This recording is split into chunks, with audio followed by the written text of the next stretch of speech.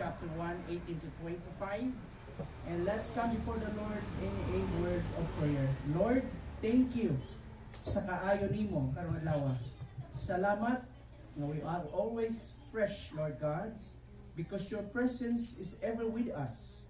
Your spirit is dwelling or living in our hearts. So once again, we welcome your presence, Lord, as we continue, Lord God, to meditate and reflect upon your word. Let your spirit teach us. Let your spirit continue to provide us, Lord, fresh understanding coming from your truth. Salamat. Nga ikaw padayon, Ginoo, sa tanang higayon, buutan gayo ug maayo para kanamo. Thank you, Lord God, for your abundance. Thank you, Lord, for meeting with you this morning. In Jesus' name we pray. Amen. So karon takna, we have four major principles for finding our way in difficult situations. Usahay, naay mga sitwasyon sa atong kinabuhi. O usahay maabot ta sa sitwasyon nga wala ta kabalon sa atong buhaton. Ang Biblia naghatag kanato upat ka dagkong prinsipyo unsaon ta mo navigate aron pangitao nato no ang direksyon sa Ginoo. O kita makalingkawas ni ining mga malisod nga mga sitwasyon. So ang story nato, we will begin with Matthew chapter 1, 18 to 25, telling us about the story of this young couple, Joseph and Mary. Ingon nga diha mga igsoon, as part of our introduction, ingon dinhi, when life hits hard, we don't know what to do. Sa dihang mga igsoon ng kinabuhi, no? May mga difficult situation nga mo igo ka nato usay dili ta kabalon sa atong buhaton. Mao kana. Nakasulay na ba ka? O kamo, mga igsoon, nga sa kalit, nagbug-atan ka o dili ka kahibalo asa kamo adto. Nagbug-atan ka sa mga panghitabo nga grabe, nga bug-at, nga murag wala na kay klaro nga dalan o direksyon. Kung unsaon pa. Usay mura naaka sa naggitaw to galibot-libot sa kangit-ngit, hadlok, nabalaka, murag kag naipit sa pultahan. O nahadlok sa unsay mahitabo sa ugma. So we are in that kind of situation sometimes. Mga igsoon, that we don't know what to do. And it was exactly how life felt when COVID-19 pandemic hit previous years. Kitang tanan niagi ana. Sama sa katong gitawag natong pandemic atong yagian. Murag usa sa mga bagyos kinabuhi, a storm that didn't announce itself before it struck. Mura siya bagyo nga mukalit lang siya abot nya walay anunsyo. And it shook our world of what happened during that time. Na-shake ang kalibutan. I lost friends, colleagues, and members of church family. And every day was a battle of worry and grief. Adlaw-adlaw na balakang mga tao atong panahon na. Nasubo ang mga tao. Because some of their loved ones being isolated and they don't know when these loved ones will recover or come back. The regular hymns of church gathering and outreach worship, the very heartbeat of our community, yung Sunday gathering, yung worship meeting, were disrupted, being stopped. Just like most churches around the world during that time. Then today, we have another story. Karong adlaw na pud lahi po ang atong storya. Nausahay mga igsoon, bisang asa kamo tan-aw gikan sa Facebook feeds, hangtod sa TikTok, sa pag-scroll niini, perti kakusog kaayo nga mga pulong sa politikal nga murag nagbuto sa atong mga huna-huna o kasing-kasing. Mga lalis sa social media, mga akusasyon, init nga debate, mga slogan o kontrobersyal nga murag dili gayud mukunhod. Murag usa ka megaphone nga nagpatunog sa tibuok adlaw nga walay hunong. Adlaw-adlaw nagkuha sa atong focus ug atensyon gikan sa kalinaw nga nagdala sa atong emosyon ngadto sa pagkabahin-bahin. That's another story of today. Ang atong social media feeds nahimong murag moderno nga koliseo o kolisyum. Diin nga ang tanan adunay opinion, adunay tingog. Og ang kasaba dili gayud mahunong. Diha mga igsuon ang pagbas, na diha ang misanib sa atong mga adlaw-adlaw nga mga istorya og daghan sa atong nabati. Yeah? Kay makita na tong epekto nga kita galibog. Ang uban frustrated good ug kapoy na gayod mamati. That's another story. Murag na ay pandemic pod sa social media. Now, what are we going to do? How we can find our way in such situation? It's somehow so chaotic. Murag libog kaayo, gubot kaayo. So we have here 4 major principles. You know, at this time, the real weight we feel in our homes. Ang tinuod nga bugat nga atong mabati karong panahona, kanang mabati nato sa atong mga panimalay. The one that hits our stomachs and our wallets. Ang issue, ang pinakadakong issue, yung atong adlaw-adlaw nga panginahanglan, ang atong pagkaon. Mas mabalaka ka pag wala na isulod ang imong bulsa. Would you agree? It's the going on rise in the cost of living. Yung inflation, gasaka ang mga palaliton. Every time we go to the market, we feel it. Wingong ka, sakto ba ng timbangan? Nganong gamay raman yung usa ka kilo? Wala ba gitawag natong policy to regulate, to control the inflation, yung pag-inflate, yung pagsaka ng mga prime commodities, yung ato mga basic necessities, mga palalitong gikan sa pagkaon. Bisan sa mga bero nun, sa mga bills, gasaka.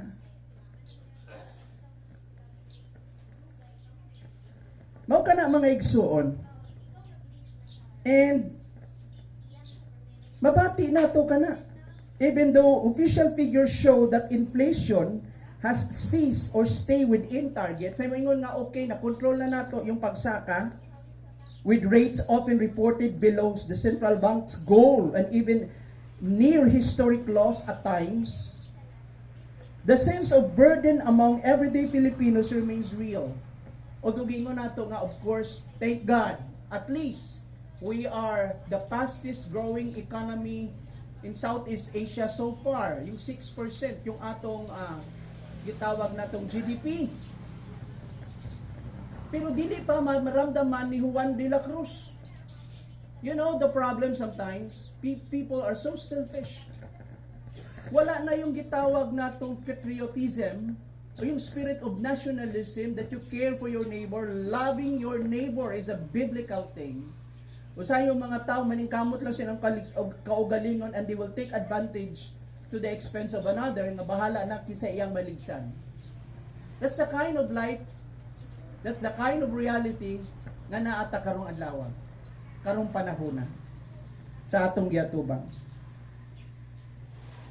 Although na mga positive reports, consumer prices have some relief with lower food costs and stable commodity prices, helping many families breathe a little easier at the checkout line. Mao kini nga mga reports atong makita. Yet for many, sa kadaghanan, the struggle to stretch the piso still hits hard. Yung sweldo nimo karon mga igsuon, bisan pag mo yung kagnaa ka sa basic ang imuhang salary grade sa kind of expenses and demand of the daily pressures, lisod kaayo usahay makakumpit o makaapas. Considering yung appeal na diha mga isa yung transportation, electricity, bisan pati niya sa mga palalito nato sa pagkaon, cooking oil and everyday goods don't always feel affordable. Pag musulod ka sa grocery, yung 1,000 nimo murag sinsiyo ra. And there is a persistent anxiety or worry in every purchase. Every time mo palit kag kabalaka ka, ang pamati nimo bisan gani mo kaon ka sa isang karinderya, pamati nimo mura kag naskamo. Would you agree? 80 pesos ing ana lang kadako gyud yung tiil sa baboy nga sana nga tawag ana nilagang baboy. Unya pagpaak nimo puro bukog, wa nay unod. Nihunong bitaw ko diha dapit sa may sa binuwangan ba na o sa subong kugon.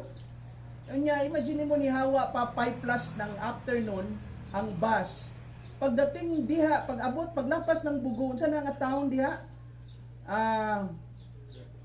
Unsa na nga taon paingon sa bugo? Tagulwan, alas 8 na ng gabi eh. So mga tao god talagang namumutla na gitulog na lang gud nila.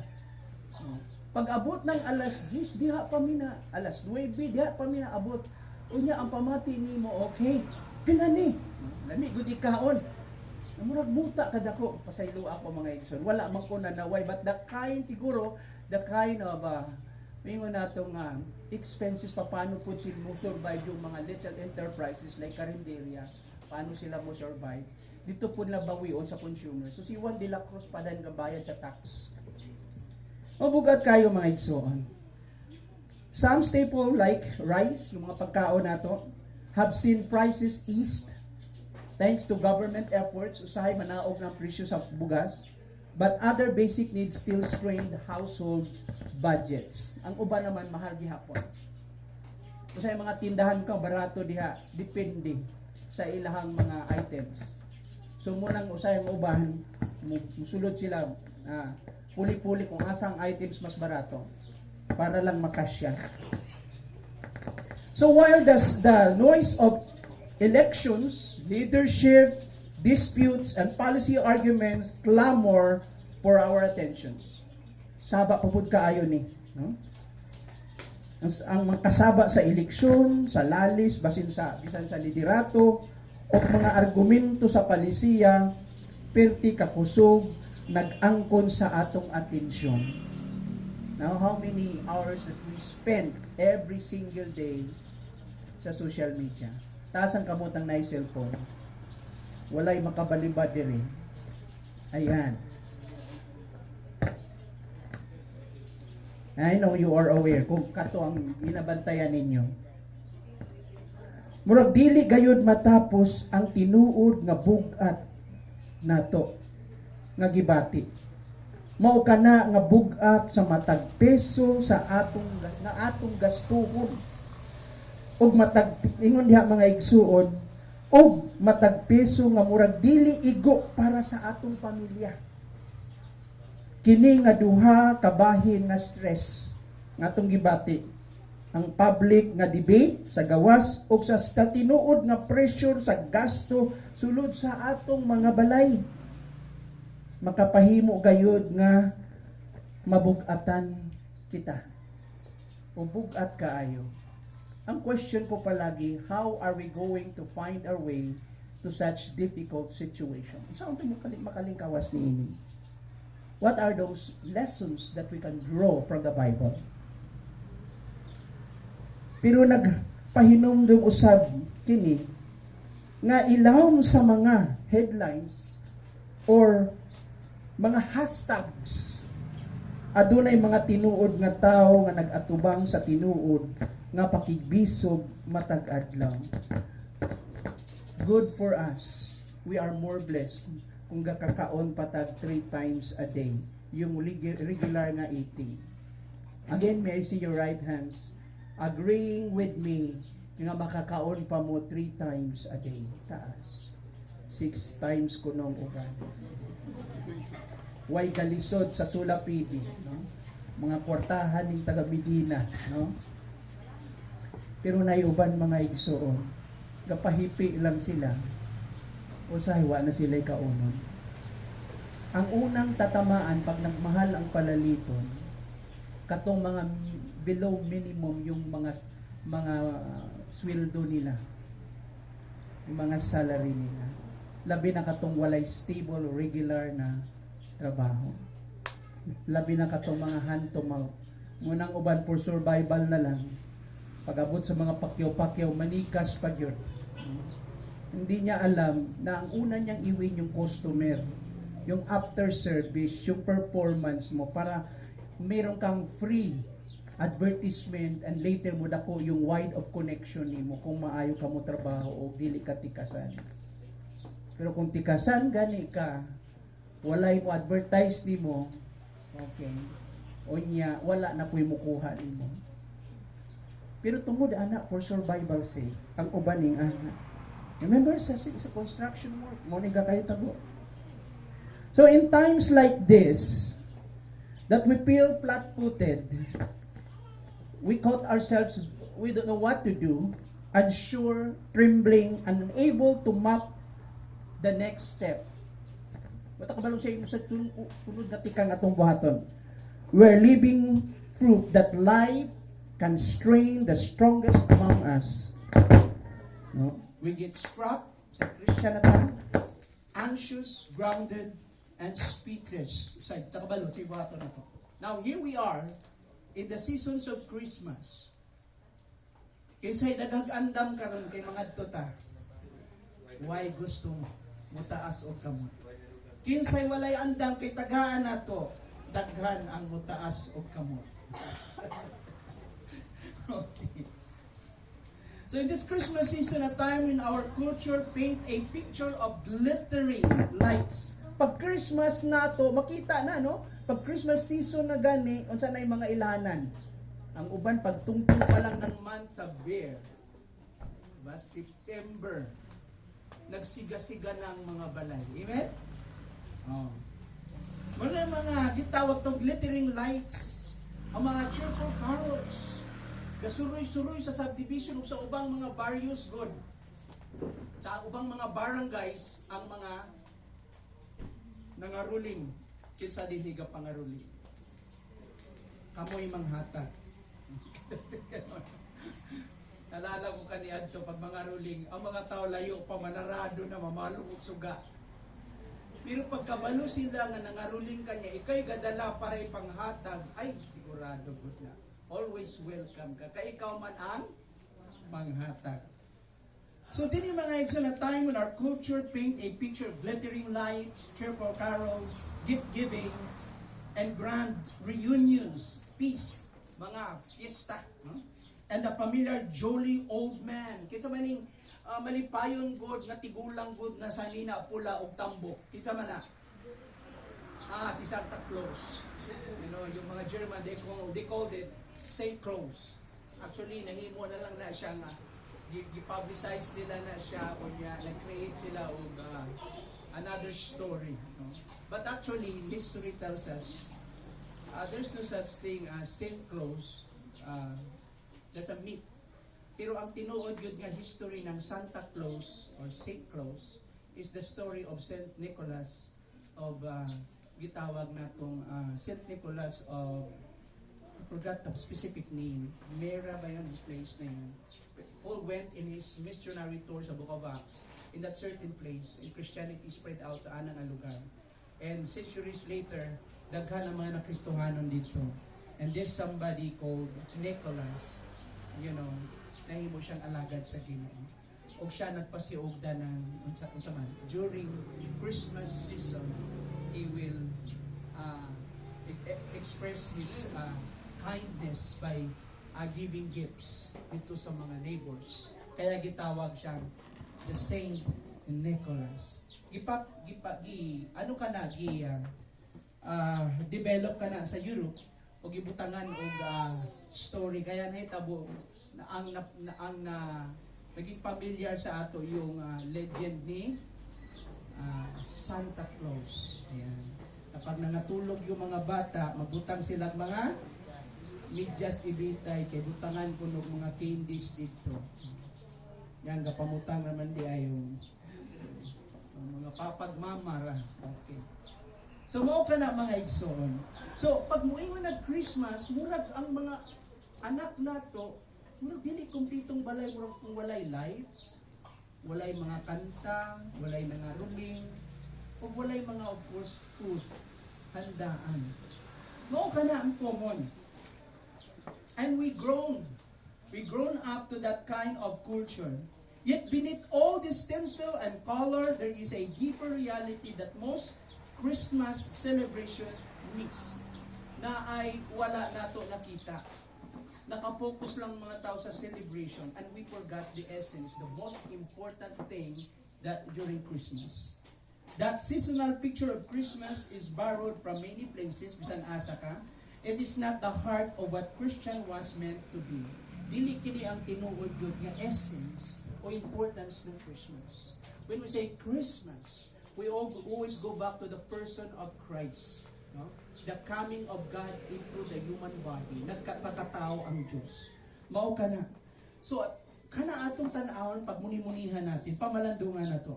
So, it's time of Jesus' birth. Israel was not longing for sparkly lights or festive parties during that time. They were breathing under the weight of Roman occupation. Sa panahon sa katawhan sa panahon sa pagkatao ni Jesus, ang Israel dili naghandom og mga nagdanag nga mga suga og dagkong mga selebrasyon sama sa ato karong panahon. Sa tinuod ang Israel ana ay bugat nga gibati ilawom sa gahom sa Romanhong pagdumala. Dili ang tanan na sa ilang kalihukan. Diin ang tanan ang ilang kalihukan. Makita nato ang buwis ug balaod gilamon sa imperyo sa Romano. Ato nga time ang tax is tagalingog, it's really exorbitant. Gi-increase pa ni Caesar yung taxation, galikramo ang mga tao. Is that right to continue to give to Caesar? And yet we already give to the temple. And Jesus said, give God what belongs to God and give to Caesar what belongs to Caesar, what is for Caesar. And then makita nato the why nganong galikramo mga tao. Because another story tungod sa maong gitawag natong corruption ng mga tax collectors. Ana nga time. Sa ilang palang time, grabe na ang corruption under Roman rule. Ang mga Hudiyo gibugatan sa mga buwis ug ang pang-oppress gayon ug mga kahimtang sa pakiga. Ingon diha ug mga kahimtang sa pagka ilalim sa laing nasod o ilawom sa laing nasod. Dili ila kini makita ingon nga kalinaw o kagawasan. Sa ato when we look back sa Christmas o sa atong comforts karon ingon kasalamat sa Ginoo, pero sa ilang time dili nila makita kana sa realidad nga ilang giatubang. In that broken, groaning world, God stepped into the picture. Step into the picture. So maong taliwala ni anang chaotic situation, a difficult situation at that, God came into the picture. Not with glitters and cheer, but with humble, shocking, world-altering grace. Dili siya niabot na murag like a Santa Claus, na with all the glitters, gagakinang, but with a humble, shocking, and world-glittering grace. Why? Because Jesus born in a manger. Nagpaubos siya, natawo siya sa pasungan, sa kananan sa mga baka. Karon gusto ko nga kuptan nato. No? Ingon diha. I want to take you by the hand. I want to help you kuptan ako inyong kamot. And that is a figures of speech. Help you to navigate, find your way to the storm of and answered questions and hard circumstances. Nga kita mga igsuon, ubanan nato, no? Ang matag usa, o ubanan ko kamo sa pag-agi sa maong bagyo. Nga kung diin nga atay mga pangutana nga dili matubag sa mga lisod nga mga kahimtang into the sea of God's great and gracious purpose as we dive deep into the story of the birth of Jesus that we can find in Matthew 1:18 to 25. As we begin to unpack this next passage in this text, to 4 powerful points that will not only help us understand the passage but also give us a way to navigate our own hard circumstances with faith, hope, and courage. So karon nga time, mga igsoon, si Matthew, he started with genealogy sa chapter 1. And what does it mean? Kung imo tanaw ng book of Matthew, nung i-present niya si Christ sa iyang Jewish audience, he started with the story of the background of Jesus. Mao kini ang kaliwatan ni Jesus, yung genealogy ni Christ. So when Matthew opens his gospel, he doesn't start with a dramatic scene or a theological explanation. I-explain dayon niya yung meaning ng Christmas. He starts with a family tree. To the casual reader that might seem dry, kung imong tanawon sa ato nga, so may connection sa ako, ani. But to the original Jewish audience, this was explosive. This will really caught their attention. Buti mo ipasabot si Jesus, gikan kay David? Gikan siya kay David? He was the promised Messiah that God told us. That from the covenant of God to David, that somebody will come and continue his reign. He will sit down in the throne of his father. And that is the sign of the new covenant, that one day God will deliver his entire people, the entire nation, yang luwason ang mga katawhan. Napalang ko sa introduction, mga igsoon. Tingali matingala mo, anong wala ga move diha.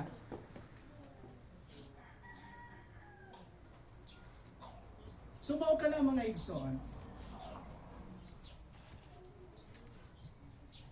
Ato na lang gitanaw.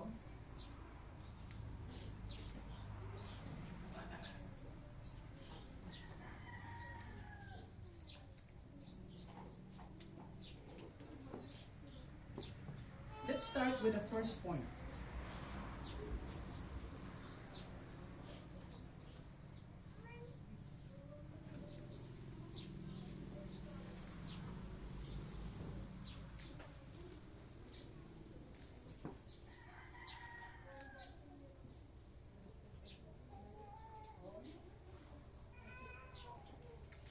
Para hindi siya sumusunod.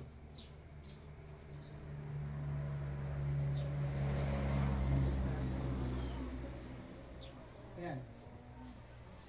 So yan ang unang-una. So sa atong pagtanaw karon, mga igsoon, nagsugod si Matthew with genealogy, yang gitrace ang family tree ni Christ. Para sa mga Jewish reader, kining maong ancestry ni Christ wasn't a trivia, dili siya mura ordinaryo lang God from the periphery. This was identity and legitimacy of Christ, yung legitimate claim ni Christ that he was indeed the King of the Jews. Jesus was the Messiah. He indeed to be from the line of David, the same Davidic line promised in scriptures in Jeremiah 23:5 to 23. So going back to that story, sa Matthew 1:18 to 20 begins to move from history into the heart of the story in verse 18 to 20. In the Jewish world, Jesus' day, makita nato, betrothal wasn't like modern engagement. Sa ilang time, binitroth. There was this couple, gibitroth sila, si Joseph o si Mary. Gisaara na sila, gisabot na sila nga maminyo. And this betrothal was a bago tayo abot dito mga igsoon, sandali lang.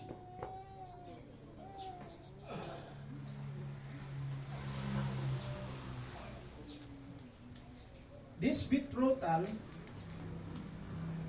ingon ko nga, wasn't like a modern engagement. It was legally binding like marriage. Pag binitroth ka, isaaran ka, that is more than engagement. Dili na parang may engagement. Ang i-engage, dili pa na sila kasal. Pero ang i-betroth, kasal na sila sa papel.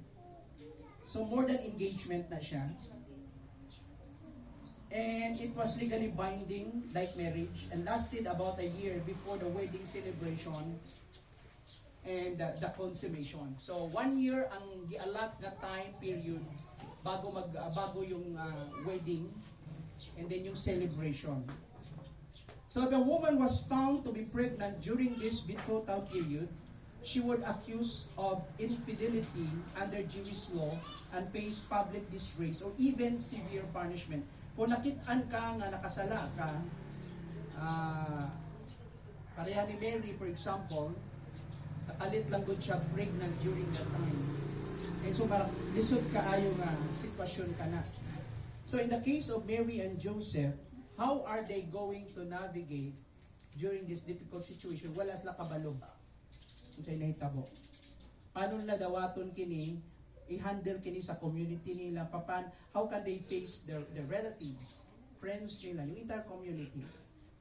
And here we find, makita nato diha, this background help us to understand not just the story of the page, but the weight of what has happening in the real life. Now we can also can identify. So this young couple caught in a scandalous circumstances, a culture of strict law and reputation, and yet we found, makita nato diri yung kumawang couple na siya initabo sa ilaha, ni kalitlag mabdo si Mary. Dili pa man sila pwede mag-uban for 1 year, bulagon man sila. Diha pa sila pwede mag-uban after 1 year, after the celebration, after the wedding and the celebration. And yet what happened? Nagmabdo si Mary. And it invites us through the story of Joseph and Mary, yung sitwasyon na to see that God's purpose unfold even through confusion, tension, and deep uncertainty. Nga ang Diyos mismo, yung katuyuan, iyahang gipadayag dinhi, pinaagi sa mga kataliwala, sa mga kalibog, sa maong tensyon, ug sa gilaw mo ni ining maong walay kasiguraduhan nga sitwasyon. How are we going to navigate? So, unang-unang lesson that we can learn, study your situation with a righteous intent. Nga naman, pag moabot ka sa lisod nga sitwasyon, usahay ang basic reaction nato o normal na human reaction nato, mahimo tang masuko. Mabalaka ta, mag-uul ta, masuko ta, and we will take action right away without thinking. Di ta maghuna-huna. We become more impulsive. Ito yung reflect action. Ito yung sabihin ng reaction. Reflect action. What happened to you if you are being hit hard with a negative thing, you immediately reacted to that situation. Tungod kay dili may mong gibati, ni-react ka sa mga sitwasyon. That is reaction, reflect action. What we have to learn is not simply to react but to respond positively, to find wisdom on how we can find our way in such difficult situation. Sa mga lisod na sitwasyon, kung siya atong buhatan, like Joseph and Mary. In our personal experience, way ngon ta, sabi akong buhaton kung naapo ko ani nga case sa mga malisod na sitwasyon. First is, we have to what? We have to study the situation. Study your situation with righteous intent. Nagpabiling yapon yung pagiging matarong nimo. Dili kadali mo react. Diba? Dili kadali masuko, you express words na may na tong with curse, dili. Kung dili mga igsoon, we have to study our situation with righteous intent. Mao ka na mga igsoon ang unang-una natong tan-awon. Pagtuon sa imong sitwasyon o tunan mo imong sitwasyon uban sa matinud-anong pagtuo. Una-una ang kalibutan ni Jose. Nga sa kalit lang nabungkag sa kalibog o kasakit. Galibog ko siya. Sa diyang nabalitaan niya nga si Mary nagmabdos. Sa diyang una niya na hibalan o nahibawan nga buntis si Mary, ang iyang tibuok kalibutan murag na liso o naguba. Pwede unta siya mutubag sa kasukong o kaulaw o dali-dali sa paghukom. Apan imbis niya na mihuna-huna siya pag-ayo, nagpabilin nga malinawon ang iyang huna-huna o timbang-timbang ang iyahang kapilian uban sa maampingong pagka-hibalo. So he's trying to process things. Wala siya nag-react. So tanawa si Jose sa dihang, nakita niya nga buntis si Maria. Nagpuyo siya uban sa dakong paghuna-huna o kabalaga. Part pa na as being human. Iyang gianalisar sa tanan, niyang nasabtan, o gitan-aw unsaon pag-atubang sa lisod ng mga sitwasyon sa iyahang na iyang giatubang. Tingali naghuna-huna siya, unsay pinakamaayong paagi aron makalingkawas sa kahasol o problema nga anaa sa iyang atubangan. Wala siya nagdali-dali mutubag. Naghatag siya panahon sa paghusay. Dili lang sa emosyon o pagbati, apan sa matinud-anon nga matarong nga paghuna-huna aron makabot og husto ang saktong desisyon. So he processed that. Subot pasabot bisan sa sitwasyon nga lisod, ang point din is study your situation with a righteous intention. Ano bang tama? Ano ba sakto na kong buhaton? Always be positive. Manimalus ko, that is not a righteous intention. Magwild ko, that is not a righteous intention. Basulo na po sila, that is not a righteous intention. Amen? Kung dili, Lord, unsay imong gustong isulti nako ani na sitwasyon. That is what happened sa maong story. So we start in verse 18. Akong basahon karon sa ato ang maong verse. Matthew 1:18. Now the birth of Jesus Christ took place in this way when his mother Mary has been betrothed o engaged. Ingon diha. And in Joseph's culture, sa verse 18. Now, in Joseph's culture, sa kultura ni Joseph, ana na time, betrothal was not a casual or ordinary engagement. It was a binding legal commitment. Legal ka na, nakasabutan. Nearly as serious as marriage itself. As kapariho na gud na minyo na mo. And breaking it required a formal divorce. Official na patidbulag. So sa naitabo nila, mga igsuon, sa verse 18, kung inyong tan-awon, makita nato diha nga, lisod ang sitwasyon ni Joseph o ni Mary, labi na kay Joseph po na sign. Makita nato ka na.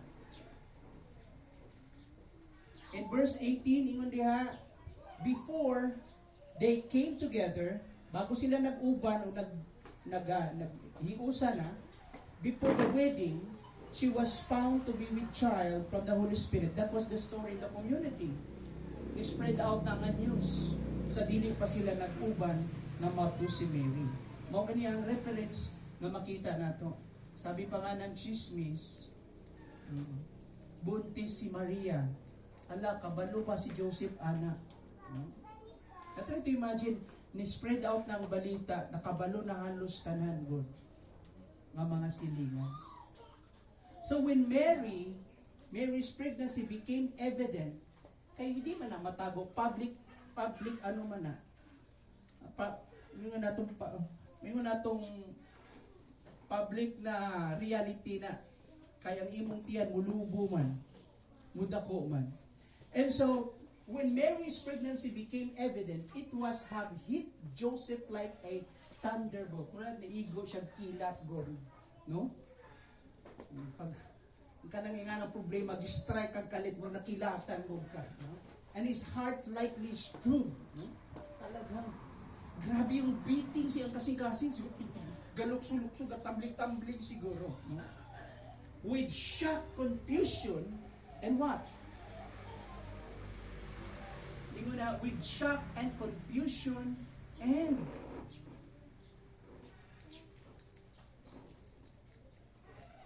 verse 19, and her husband Joseph being a just man, sumoto na itabo, no?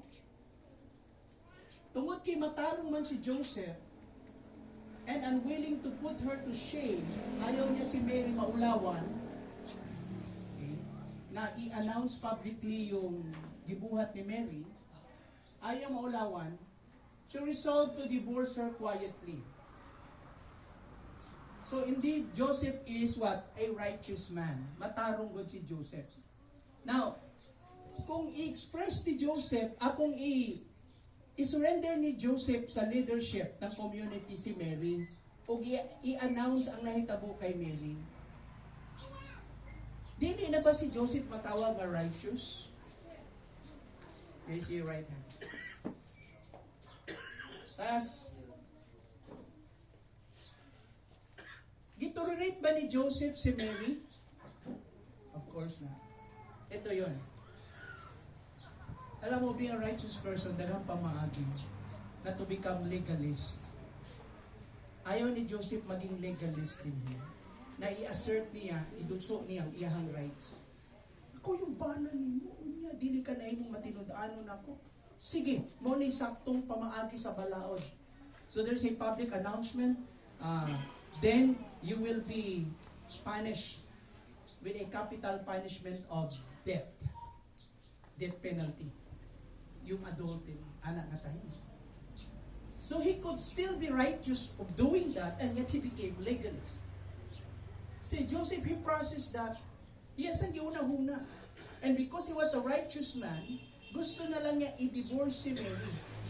But the manner to divorce her, not in a public, gitawag natong means na pamaagi, but in a quiet and a private means, God. O sa private na pamaagi. Ganun pa rin ang kapaing na nun, ma-divorce pa rin sila, private lang. Kasi ang Joseph, ingon siya, I don't want her to be exposed to shame. Ayaw na ko siya mapakaulawan. So what a righteous man Joseph was. Despite na nahitabo na siya, wala siya nag-keep ng bitterness o kasuko kay Mary. Ani na tayo, kadi pa niya masagtan. Sa ato na, mag-wild na ta. Di ba? Oh. So dinhi si Joseph mao ka na. So he was truly a righteous man. Akong tan-awon diya sa verse 19 ng story na to. And so, Scripture described him as a righteous man, a man of moral integrity and deep commitment to God's law and compassion. Notice, he was not legalist. Makita nato nga siya na siya commitment, no? Sa mga balaod sa Ginoo ug naa pud ang iyang kaluoy. He was being described as matarong nga tao, a man of moral integrity. Mao kana si Joseph.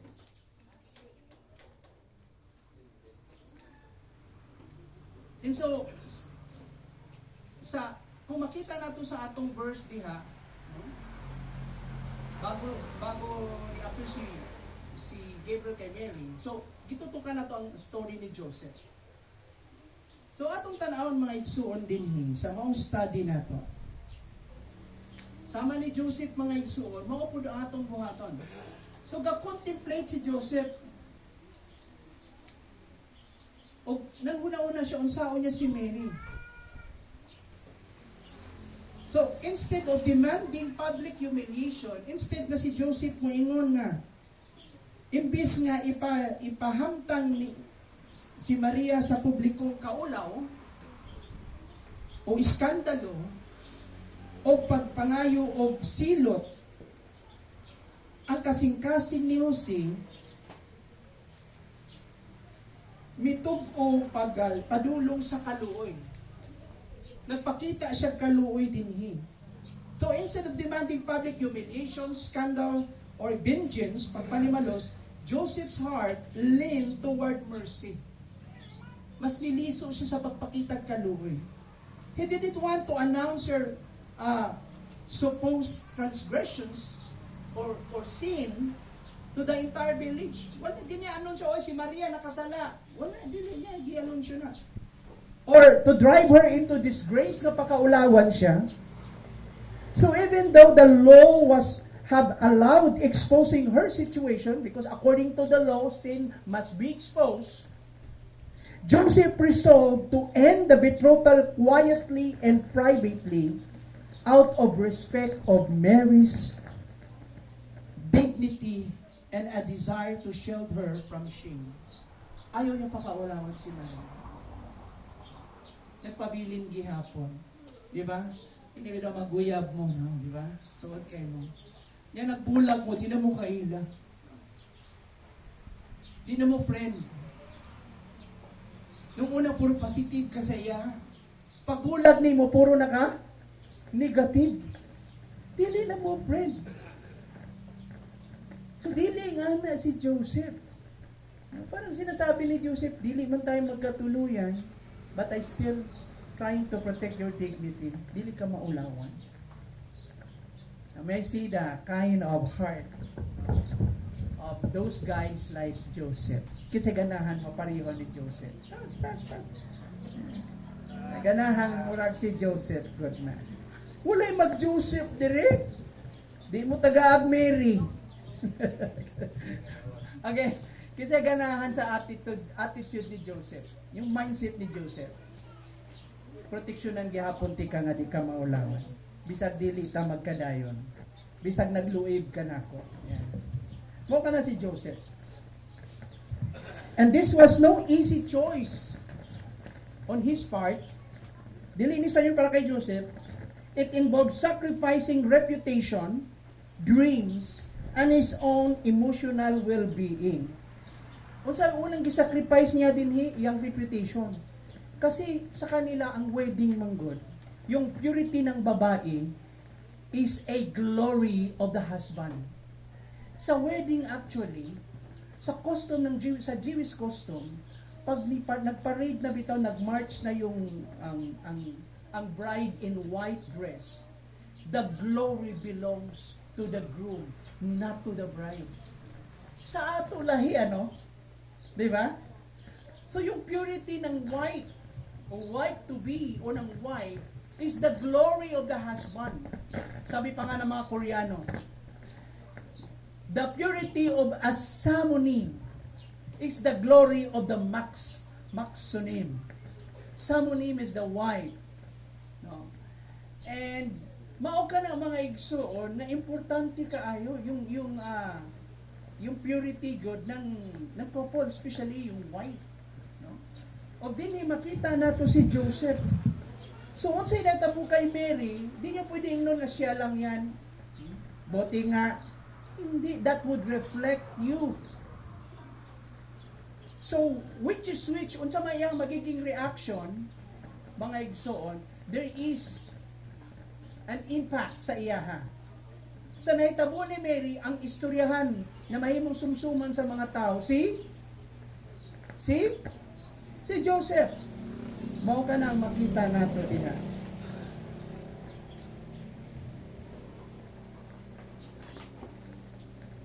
And Joseph, resolved that quietly and privately.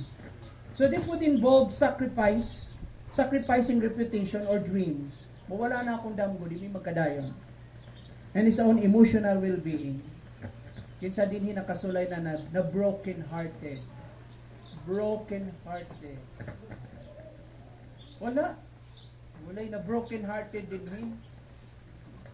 Na broken lang. Daily-hearted. Oh.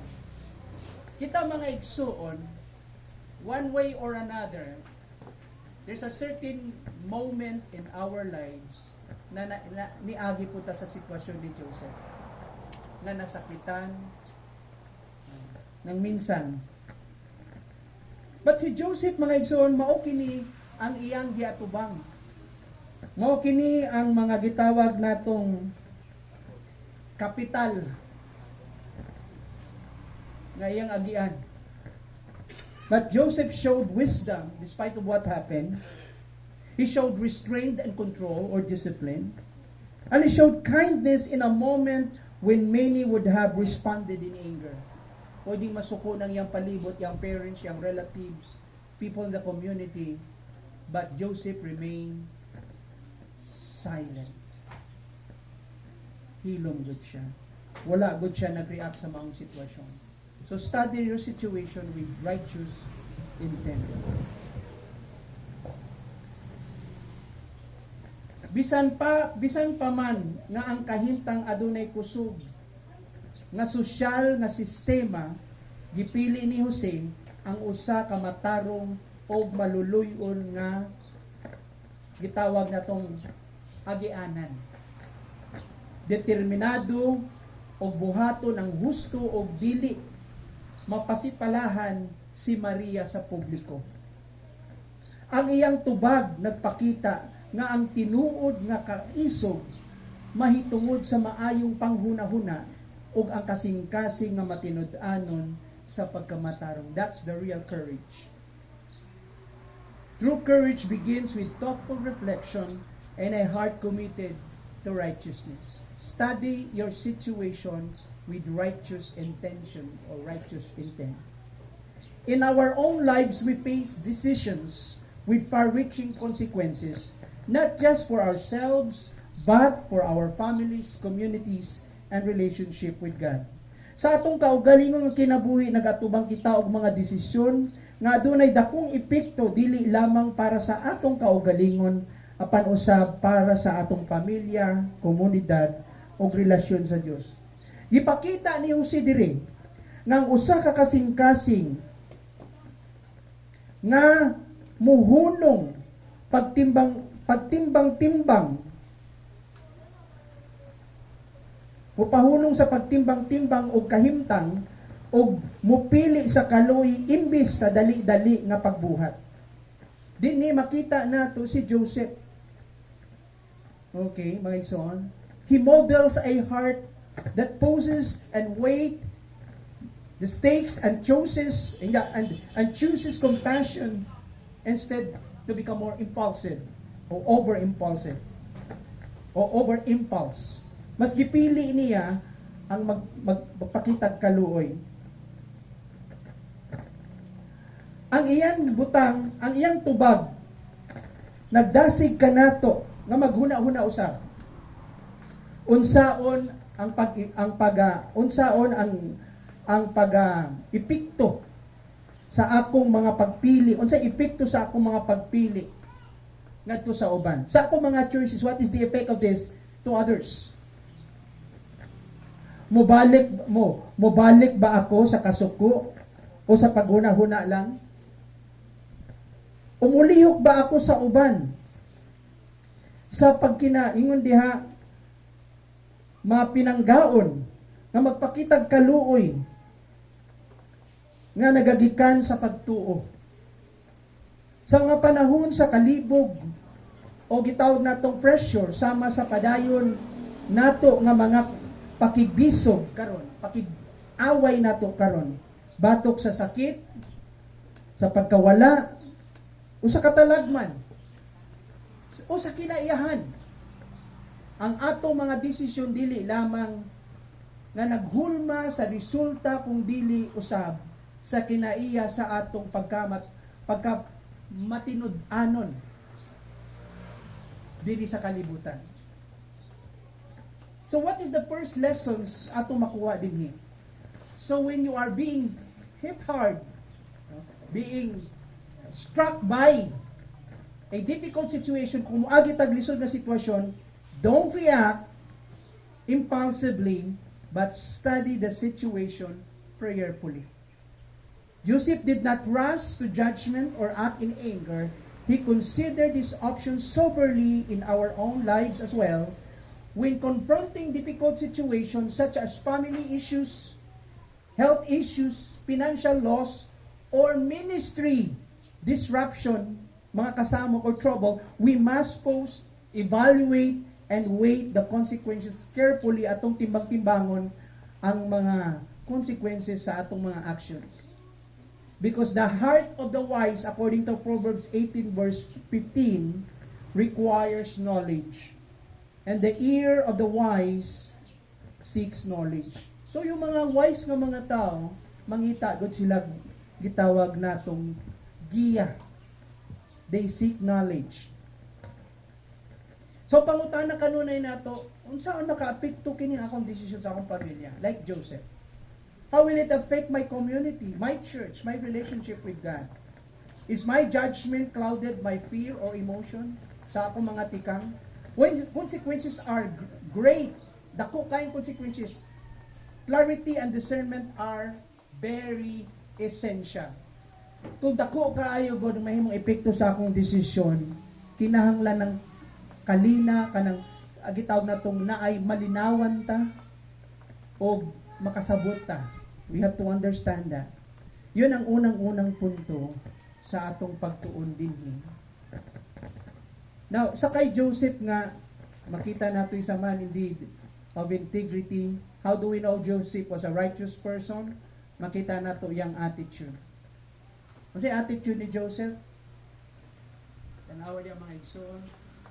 Yang attitude, he was not angry with Mary, did not even withhold any hard feelings or being harsh with her when he found out that Mary was pregnant. He did not judge her or blame others, but rather learned to control his emotion. Yung attitude ni Joseph is really righteous. Tanawa ang heart ni Joseph. Joseph doesn't want to violate or disobey the laws of God. He stood for what was right and did not compromise his faith. Wala niya gi-compromise sa nahitabo kay Mary. Kasi ato nga time, wala pa siya kabalo nga ang gimabdos ni Mary, gipanangkon sa balang espiritu. Kining time na dili pa ka istoryahon sa Ginoo, what you should do, ito yung time na you have to listen to God. And then he took action, he obeyed God. After that encounter sa Ginoo, makita nato nga righteous good siya. Kay siya nisulod sa Ginoo. Tanaw verse 19. Because Joseph, her husband was a righteous man and did not want to expose her to public disgrace. Ayaw niya pakaulawan si Mary. He had in mind to divorce her quietly. Mao ni mga verse makita nato diha. And instead of demanding public humiliation, scandal, or vengeance, Joseph's heart leaned towards what? Of course, righteousness. So what is the ground for divorce? Kung pananlitan, bulagan niya si Mary, unsa may ground ng divorce? Alam mo, kini nga practice still binding. Mga righteous people kini hang isgutan nato ha. And yet gi-allow sa Ginoo sa ila.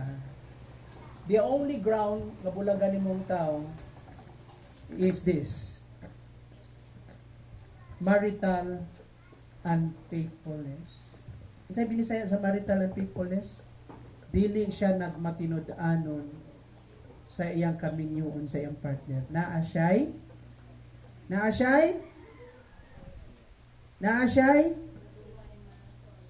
ano daw? Marisol? Marites of Marisol. Dili mo siya bulagan kay di siya ka mamuluto. Dili mo siya bulagan kay di siya ka manglimpyo. Dili mo siya bulagan kay hinay kay siya mulihok murag bao. Dili mo siya bulagan kay ngano man bumata siya udto na. Dili mo siya bulagan kay ngano man dili organize sa mga sanina. Pag naghugas ng plato, why sabon? Pag pagpislit ng toothpaste, good, lubagon, good. Nagausik. Whatever the upon or reason, it might be legitimate reason, but the only biblical ground to divorce a person is marital unfaithfulness. Amen? On this ground, si Joseph nakahuna, Mary might be tempted. Maybe out of her weakness, might be she was forced, I don't know if she was raped, or maybe she was tempted. So not to investigate more about the matter at hand, so I would like to divorce her quietly, but at the same time continue to keep her in yung gitawag natong integrity, to continue to protect her. Pwede ba yan sa mga laki? Kung hindi man kita, diligod ka na, no? Yan.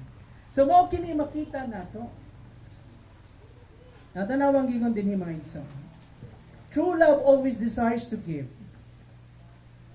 In love ba si Mary, si Joseph kay Mary? Of course.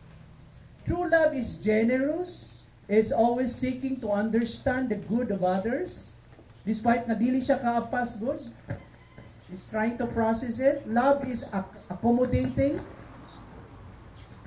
Extending a helping hand to reach out, to support, to be willing to bear. Bisag, willing to bear. Kinsa diri nga mga wives, I'm willing to bear my husband. O kinsa din maingon ng mga husband, I'm willing to bear my wife. Padayon na kumuanto sa ako ang Paris. Taas ang kamot. Padayon kumuanto sa akong Paris, God. Di na tikamap bada. I cannot bear it anymore. Buyaan na nako kini.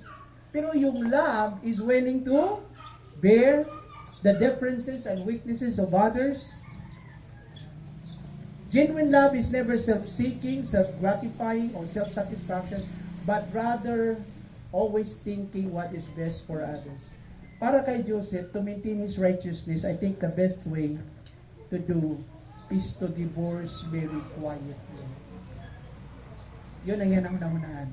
Wa ko nakasala sa Ginoo, wa na ko gikundo ng sin, but at the same time, in trying to protect Mary, not to be exposed to public shame and capital punishment.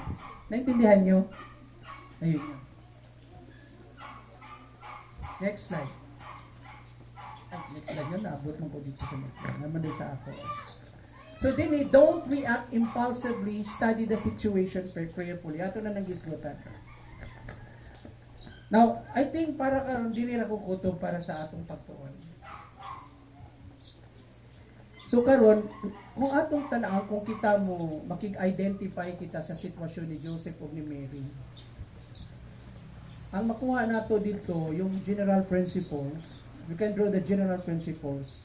O ang principle dito, study the situation with a righteous intent. Of course, what I meant is with wisdom. Lord, anong sinasabi niyo?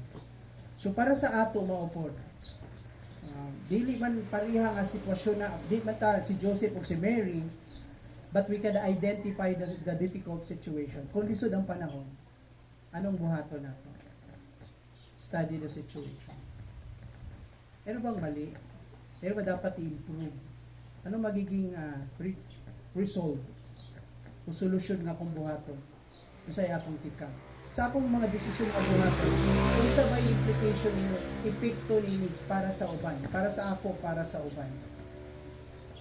Don't make major decisions na dili nimo iampo, ipamati sa Ginoo.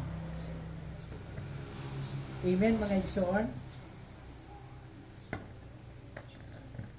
That's one thing about Christians, no? Especially matured Christians, kabalo ta maminaw sa tingog sa Ginoo ug maka-identify ta sa tingog sa Ginoo because we have the Spirit of God. Di na gani kasabot lingkod sa daplin. Kung gusto mo i-express ang imong emotion, pagkuha og papel to ventilate. Isulat sa papel tanan imong kasuko. Sulat ito. Di ko kasabot. Nagmahay ko. Nasulat good. Pero ayaw i-journal. Pagkahuman sunuga. Nandiyan nyo? Ang ato, i-journal man nato. Ang pwede na i-journal dito, ang imong mga lessons na learning mo sa Ginoo. Pero, okay ra ba mo express sa Ginoo sa imong kasuko? Taas ang kamot. Would you agree? Pwede ba mo express sa Ginoo even sa mga words good na murag di madawat o makaon sa tao? Taas ang kamot. Pero dito sa Ginoo, dili sa social media, sa Ginoo lang, okay. Taas ang kamot. Ha? Okay lang ba mo express yung words nga imong gisuko, gi-release imong emotion dito sa Ginoo. Pero dili sa social media. Okay ra? Taas ang kamot. Ano mo agree na ako din? Ato, ang problema na to, dili na ito ginahatag sa Ginoo. Asa na ito gihatag? Sa upang tao. Di ba? Tanawa na ba ng, sa tinuod ng sa social media, daghan ang kulang sa pansin at saka sa atensyon. Bisan na ibuhaton dito ba? Bisan nonsense na. Pero uban smart sila. Yung pagiging nonsense nila, gimonetize nila. Nakakwarta sila ng milyon sa social media. Kaya sa wala na hinungdan, kaya motivation para makakwarta. Pero dili, naiuban nga, wala sila gauna-una, pataka lang kung sila batugod dito. No? Yung mga tao na put karon makaming paminaw dito, naunsa na ba si Joseph, oy? No? Naging ana ba si Joseph? Nag-wild siya dito sa community, nanghasi siya. I don't know, katong nag-wild dito na Muslim, tsaka sala atong mga tao dito, no? Sa Australia ba ito na itabo? Sa beach ba? Kasi nakabalita na. Pero patay. Patakali siya pusil dito, murang mga manok, mga pamusil niya. Ginagana yung mga tao sa beach. Yun ang hawa ko dito. Oo. Nakuyaw ng tao, bitaw nga. Kanang bitaw, ang tawag na itong, yung iya bitaw kasuko is misguided bitaw. Yung iyahang, anong tawag na? Yung aggression niya is, itong misguided aggression. Nakuyaw na pag nag-drive na siya, daghang maligsan good. Dili tanan baya nga nang ligis pa sa nila ninyon hubog. Na, di ba? Ay hubog na dili nay uban ala gituyo kay nasuko lang siya, wa siya masweldohi. Nasuko lang siya, naglain siya sa tao god, daghang nadamay sa kasuko niyang way labot. Pero kuyaw na pag ang tao god na siya mga gitawag tong misplaced aggression. Kay bisan yung sayang buhaton, makadaot good siya. Kaya di nyo mapugnan. Asa na to dapat i-express ang atong kasuko? So, Lord, naglagot ko. Speaking tongues ka diya, pag wild ka diya, sige, tanang cursing words, express yung musgin, nasuko ko, mamatay na unta sila. Nalan yung implicatory prayer? Asa niya gihatag sa? Ginoo. Mga bata lang, ayaw ipadungog mo silingan. Sige, hindi naman kay Jimin, hindi mo maman. I-express na din yung mga kasuko. So, karang balik na. Isulat sa papel. Pagkahuman, nang humana ka nakabintili, is one of the itawag na tong tips ng counseling na. Daghang ventilation, pamagi to ventilate. Nasuko ka. Pangitag unlan, himo ang punching bag. Ayaw lang gisiya. O kahayon nga, isulat sa papel. Bahala bang makahurot kag usa ka bundle ko. Pagkaw masunog, ay pakita. No? Amen? Ang point din kay tao manggutaw with emotion. Si Joseph pa ni Agi mana, let's try to surmise that. Yagi ba si Joseph minsan ngayong emotion niya? Wa man gingon ni Matthew dito nga nag-wild si Joseph, di ba? Pero gi-process gud niya. Kitang mga laki magdudusay sa culture natin, laki yun. Uy, laki mo hina. Laki yun. Di ko pakita emotion. Laki yun. Siguro, ipakita ko na kung laki. Ikapa ko ng dalunggan, be. Alam mo na laki. It's so good, no? Ili, ang tinuod na laki, normal ka. Kasi kung di ka kamamuhila, espesyal ka. May problema ka. Baka mukalit na kag luksus pangpang. Muli kuyawan ako. Ihilak na. Sakay kag bus. Di kan diri simo og payos tagay balik-balik tibok adlaw. Para lang ma-release ka. Pagkahuman, pahuway na. Yun ang point na kung tao kay. Pero kay Christian man ta, we know how to make we know where to draw our source, our strength. Muduog kas Lord, hindi na mo kasabot. Sumbago na ko yung punungan sa mangga. Mabaliw niya akong kamot. Mulukso ko. Mamatay ko niya. Alam mo mga igsoon, itantanan niya akin na ang katawanan, no? Pero I tell you, I've gone to kind of experience na dissolve sa akong kinabuhi. Whenever siya. Nakita niyo yung reclamation ng Luneta, i-reclaim ng cultural center ng Luneta. Iabot ko sa point one time na mag-self-destruct. Kaya lang naghari sa imong kasing-kasing yung kahadlok sa Ginoo. Don't do that. Why? Because the devil loves to what? To destroy you. The devil wants you to end your life. The devil wants you to itawag na to make decisions that will destroy you and that you will suffer permanently. So, kung mahimo, doon kas Ginoo. Ito ang mga tao man ta, as human, idoon mo sa Ginoo. I just want to understand yung emotion ni Joseph. Study your situation. Kasi madali isulti. Study your decision. Di ko ka-study kasi talagang mas na-magnify yung imong una-una, yung imong gibati. So, say ma-overwhelm ka, tad-as gino sa prayer. There are times na di ka mo. I believe si Joseph siguro sa iyang kauna-una. Mas buwap siguro kaysa hugay na siguro sila, naghilom lang doon siya. Yung 1 year pa lang miikan ko, nagpaabot, nagpanday ko balay. Kaya naman yung kultura sa mga Jew. Kapanday sa balay. After 1 year, kuhaon niya sinili para makuban na sila. Nagkanta pa naman kong balay, good. Ang akong alkansya, good, yurot na po dito. But can you imagine that? Yung investment na po, nahurot niya si Mary, wala malay any words from her, good. Wino lang siya, nidako akong tiyak. Unya sa iya, kakapoy siguro, he was so exhausted. Bisa dito lang siya, in one place probably, nahurot yata ng kusog, nakatulog dito. Ulolaway. Awa may gingon sa Bible ito, ulolaway. Medroli ba yun? Unya, kinsa inibisita niya, in a dream, si Angel, sabi ni Giver, okay, para praise ko na lang. Joseph, relax ka lang. Tama na. Tahan na, anak.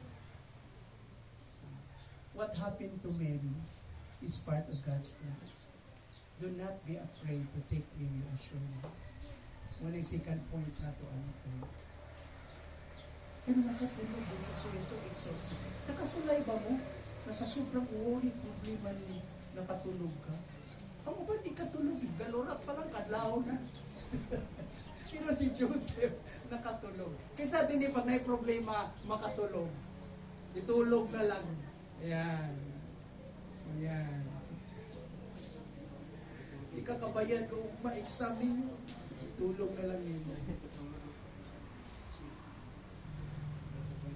So mga Ikson, I want to leave this message sa ato. This year, di naman perfect at 2025 na to. Okay. Okay, kung graduhat tas Ginoo karon, graduhat ta sa atong mga responses. Sa mga event kaniabot sa atong that come along in our ingon natong in our life, may mga moments nga Ginoo istorya sa ato dito. So atong huna-hunaon ko no make some reflections. Unsay imong mga responses ato? Bisan karon sa mga nahitabo. Na ba ko'y mga nahimo? May mga mo ba ko nga dili mo? Ako ba na I really listen to God to study your situation. Study your move. Lord, o ba ni yung among resolve? Okay ba ni? I think yung decision niya to divorce Mary, no? To withdraw that relationship, he also, anong gitawag na to contemplate that in prayer. Lord, if this is your will, this is consistent with the scriptures, I think, this is wrong to condone Mary. Kung ako siya pasagdan, ayaw ko magiging mag-compromise. So, pray siya. Hindi niya alam. Yun lang maabot na to as finite being. Yun lang ang light na nakita ni Joseph at that time. Alam mo, pag dili ka istorya sa Ginoo sa imong sitwasyon, nangangapa ka sa dilim. So what you should do, don't make major move. Don't take actions right away. Listen to God. Study your situation. Ano ba sinasabi ng Diyos dito? With righteous intent. Ibig sabihin, intact pa rin yung pagiging Kristohano nimo. Intact pa rin yung pagiging godly mo. Lord, gusto ko na magbuhay. Gusto ko na mabuto. Help me, Lord. Help me to control my temper. Make me more objective in my actions. Give me wisdom. Pero gahimo ka, gaplano ka. Let us pray. Lord, salamat sa imong grasya. Salamat sa imong gugma. Salamat, Ginoo. Lord, we pray today, Lord, na ikaw padayon, Ginoo, Lord, magatabang ka namo. Dada kami karon, Ginoo, sa sitwasyon, Lord, na ikaw mamulong ka namo. Na ikaw, Ginoo, Lord God, makigistorya ka namo. Minister to us like now, Lord God. Speak to our hearts, Lord. Minister to us, Lord.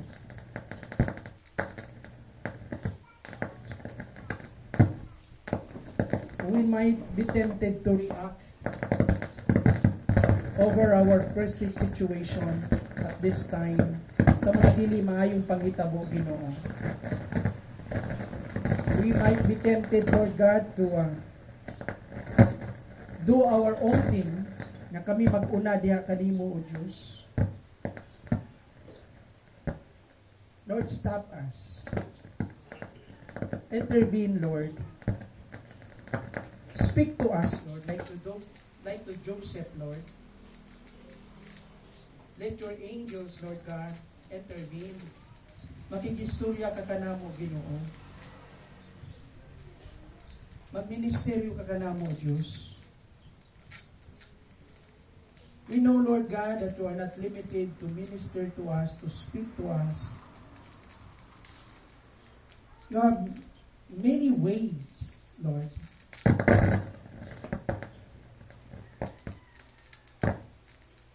On how to deal with your children. Daghang paagi, Ginoo. You are not limited with your means on how to express your will to us. Use the circumstance. Use the circumstance of God. Our situation. Speak to us through your word. Minister to us through your word, O God. And not only that, we pray, O God, as well, even in our dreams, in our circumstance, allow us to be more discerning that your word, our circumstances, and our inner assurance, Lord, will align. The inner witness in our hearts, that faith, that confidence, will align to our circumstance, will align to your word. Help us to be more discerning na mas makita na mo ang imong kabubuton. Before this year will end, Lord, we pray that we can make, Lord, right decisions. in every issue, in every topic, in every concern that might come along our way, Lord. Salamat. Ngayon mo kaming tabangan karon. Lord, stretch forth your hands right now and touch us from where we are. Minister to our various needs. Tagbuha kami sa among mga panginahanglan. Thank you, Lord, for the victory even today. Thank you for answering our needs. Thank you that we will face, Lord, and we will welcome this new year, this coming year, Lord God, with great hope, Lord God, with great anticipation, and with joy. In Jesus' name we pray. Amen.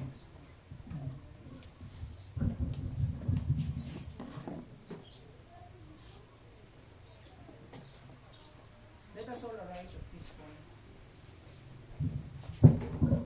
Let's have the final benediction.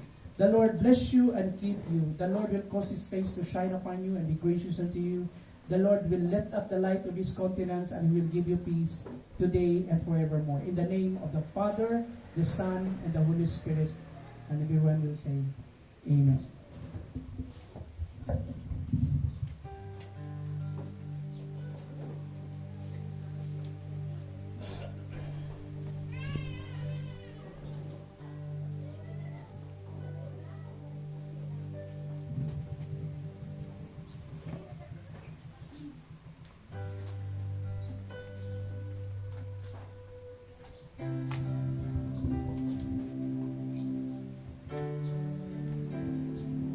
So atong i-reaffirm sa atong allegiance kung sa attitude ba sa society o sa atong ipaabot na mga saad sa atong Ginoo sa pagbalik bako sa batang simbahon natin Diyos.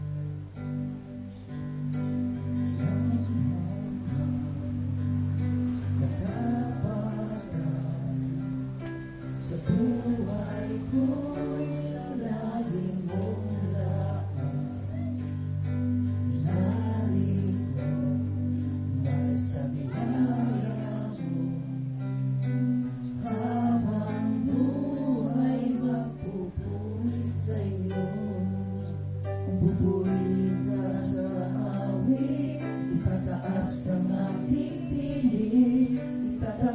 sa buhay ko'y tanging ikaw, O Diyos. Higit pa sa kalangitan ang iyong kalwalhatian, kadakilaan mo'y hindi mapapantayan.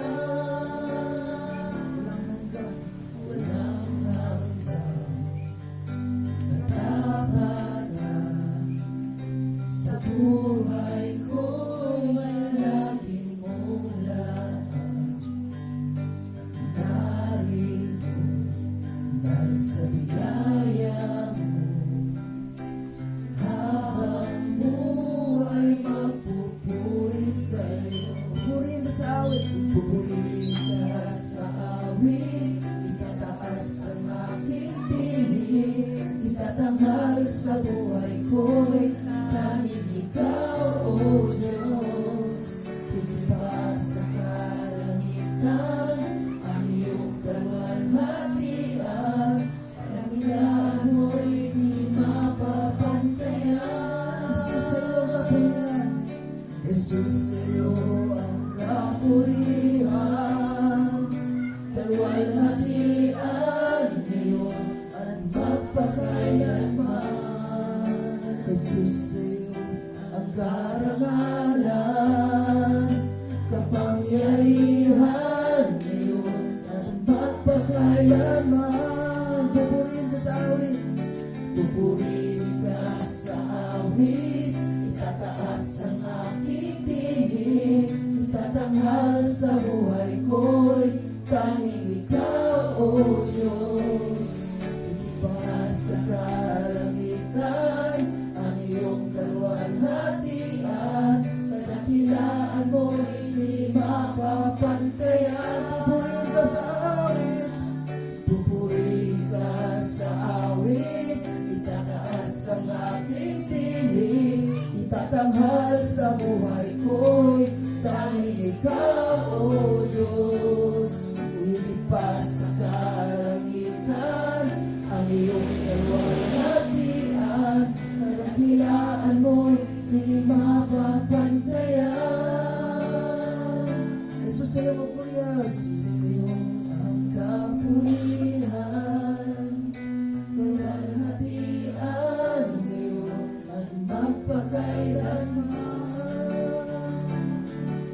Jesus, sa'yo ang karangalan, kapangyarihan ngayon at magpakailanman. Pupurihin ka sa awit, pupurihin ka sa awit, tataas ang aking tinig, tatanghal sa buhay ko'y tanging ikaw, O Diyos. Higit pa sa kalangitan, ang iyong kalwalhatian, karangilan mo'y di mapapantayan. O Jesus, ayun ang dalagin ng mga alam, Ginoong Diyos. Dalagin ng presensya, diri ka namo, Ginoong Diyos. Sa matagduol, diyan namo, Ginoong Diyos. Sa matagpaabot ng mo diya sa among mga ibati, Ginoong Diyos, sa among mga tubang, Ginoong Diyos. Ikaw kanunay na minaw ka namo, Ginoong Diyos. Ang imahayag ang makita, Ginoong Diyos, sa imong saad, diyan may magalaaw, Ginoong Diyos. Among ginaampok ini sa ngalan ng Yesu Kristo. Amen. Amen. Amen. So atong mabato na itong mga alisod, sa ugma sa atong Ginoong Diyos. Singit mag-aawit sa pagmayaw, mag-adalig, mag-alugso, magkasayang, ang kanan mo ikabayaw, mag-asingit, mag-aawit,